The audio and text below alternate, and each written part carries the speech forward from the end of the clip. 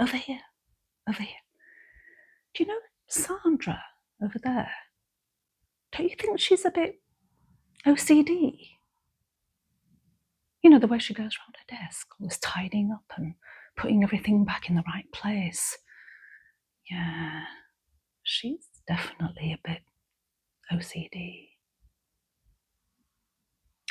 Having a tidy desk and being organised at work helps us to perform at our optimal level. It can help us to get things done during the day at work, you know, when we know where things are.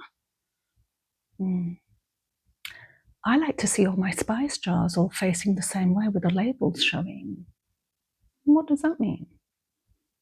Well, it means I like the labels showing on my spice jars. You know, that's the way I like them. So it helps me when I'm cooking.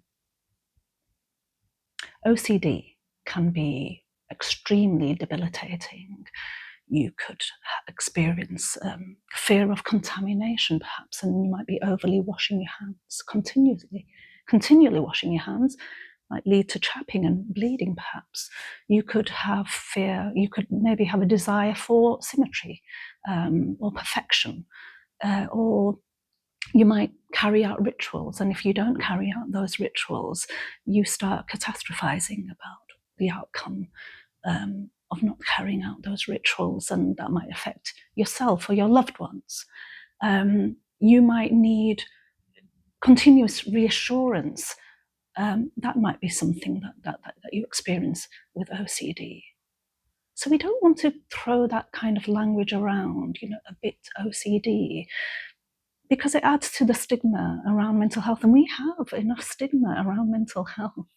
We don't need to add to it, you know. So a bit OCD, not a thing.